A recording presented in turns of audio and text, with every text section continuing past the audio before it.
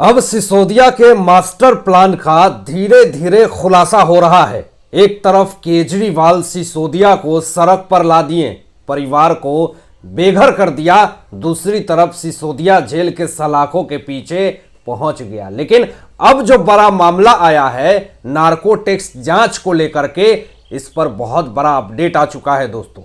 NIA ने क्या खुलासा कर दिया है, कैसे सिसोदिया पिछले 8 साल से जासूसी कर रहा था, यह तमाम चीजें पता चलने के बाद मनीष सिसोदिया की तो समस्याएं बढ़ेगी ही, साथ साथ केजरीवाल भी लपेटे जाएंगे।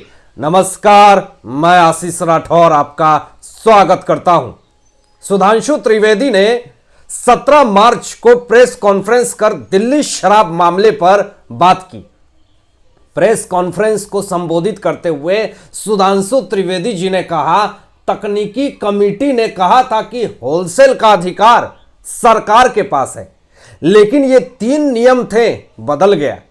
अब इस तथ्य से सामने आ रहा है कि सब कुछ अरविंद केजरीवाल की नजरों के सामने हो रहा था, उनकी जानकारी में था सारा जितना भी शराब घोटाला जो भी घोटाला हुआ है।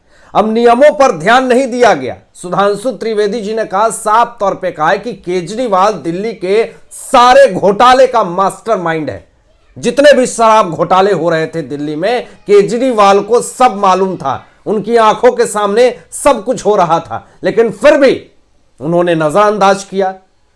त्रिवेदी जी कहते हैं कि सिसोदिया का नार्को टैक्स जांच होगा तो सब खुलासा कर देगा, वो सारे भेद खोल देगा। वो सिसोदिया केजरीवाल का नाम तुरंत लेगा कि केजरीवाल ही सबसे बड़ा मास्टरमाइंड था और बड़े बड़े नेता इसमें शामिल हैं, और जितने भी लोग हैं इसमें शामिल, जो भी लोग हैं वो बड़े ओहदे पे हैं, बड़े पोस्ट पे हैं, वह सब सीबीआई ईडी के निशाने पे हैं।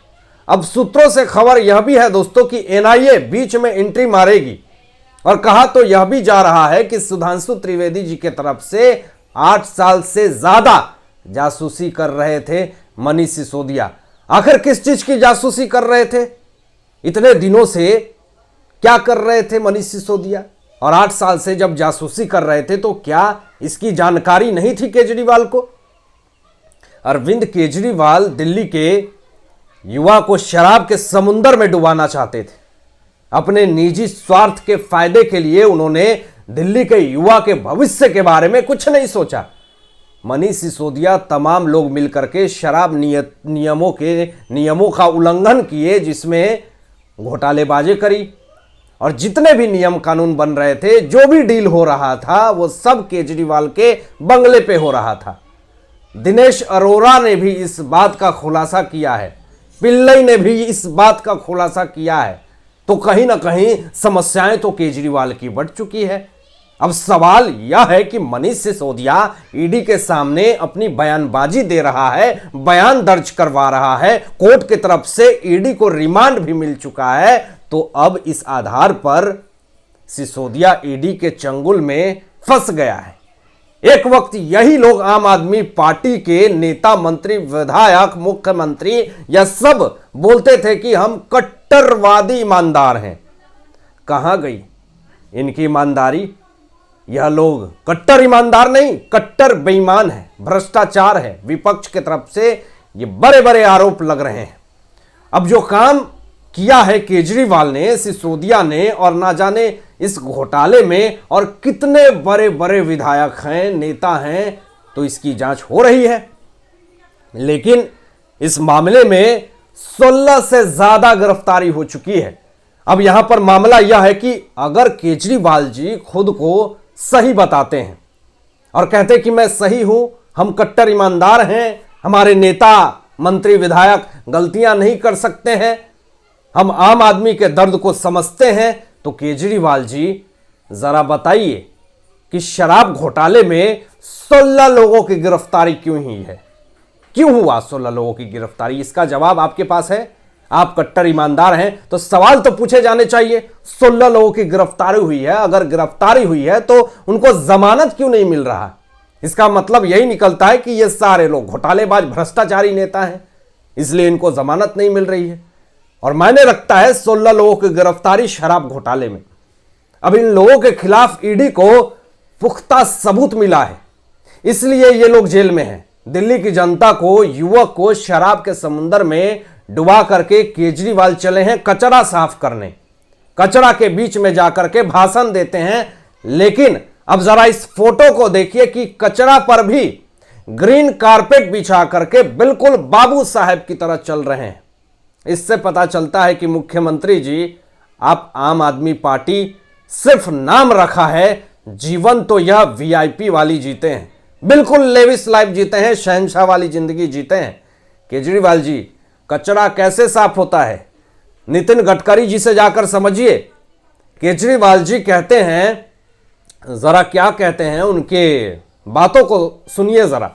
वो कहते हैं कि आज भलसवा लैंडफिल साइट का दौरा किया, यहां कूड़े के पहाड़ को हटाने का काम चल रहा है, उसके पूरे प्रोसेस को देखा। यहां से 50 लाख एमटी कूड़ा अगले साल मार्च तक हटाने का टारगेट है। दोगुनी स्पीड से काम चल रहा है, जल्द ही दिल्ली को कूड़ा मुक्त करेंगे। असल में कचरा हटाने का काम भाजपा पार्टी के नितिन गडकरी जी कर रहे हैं। आप मीडिया के सामने सिर्फ प्रोपोगेंडा कर रहे हैं। दिल्ली के गाजीपुर का 20 लाख टन कचरा अर्बन एक्सटेंशन रोड प्रोजेक्ट 2 में इस्तेमाल होगा, यह नितिन गडकरी जी ने कहा है। मतलब कचरा को भी सड़कों में यूज करेंगे वो। सोचिए कि कितना अपर लेवल पर सोचती है भाजपा। नितिन गडकरी जी बोलते हैं 20 लाख टन कचरे को सड़कों में यूज कर देंगे, मतलब कचरा भी साफ हो गया और उसके बाद उसका यूज भी हो गया, तो इससे देश में गंदगी नहीं फैलेगी। पहले से ही अरविंद केजरीवाल दिल्ली को साफ करने की बात कर रहे हैं। यह सच में दिल्ली को इन्होंने पूरी तरीके से साफ ही कर दिया, घोटाले करके सरकारी खजाने साफ कर दी, सरकारी पैसा इधर उधर कर दिया। आरोप लगा हुआ है इनके ऊपर। कचरा साफ करने की बात अरविंद केजरीवाल कर रहे हैं, वह कचरा फेंकेंगे कहां, सवाल यह भी उठता है। यमुना नदी में। केजरीवाल जी के दिमाग में जो कचरा भरा हुआ है, पहले उसको साफ करने की जरूरत है। यह भी विपक्ष के तरफ से बयानबाजी आ रहे हैं दोस्तों, और विरोध हो रहा है अरविंद केजरीवाल जी का जो भी बयान होता है उसके ऊपर। नितिन गडकरी जी का प्लान बहुत बड़ा है और उन्होंने बहुत दूर तक सोचा है, और उस कचरे को भी कैसे उपयोग में लाना है यह नितिन गडकरी जी अच्छे से जानते हैं। लेकिन केजरीवाल जी, आप जिस तरीके की बयानबाजी देते हैं, जिस तरह की बात बोलते हैं, उस तरह के आपके असल जीवन में ऐसा कुछ भी नहीं दिखता है। इसलिए जनता अब समझ रही है, आप जो गोलमोल बातें बोलते हैं, लोगों को बहलाते फुसलाते हैं, वह बच्चों को ही आप यह सब कर सकते हैं। जनता तो बच्चा नहीं है। जनता तो क्या सही है क्या गलत है वो तो सब समझती है। आपने इतने दिन मूर्ख बनाया, जितना दिन सत्ता चली ठीक है, लेकिन अब तो जनता जाग चुकी है, सब समझ चुकी है कि आप फ्री की रेवड़ी बांटते हैं, झूठे दिलासे देते हैं, जनता को मूर्ख बनाते हैं। जब काम निकल जाता है तो फिर उसको आप पहचानते नहीं हैं।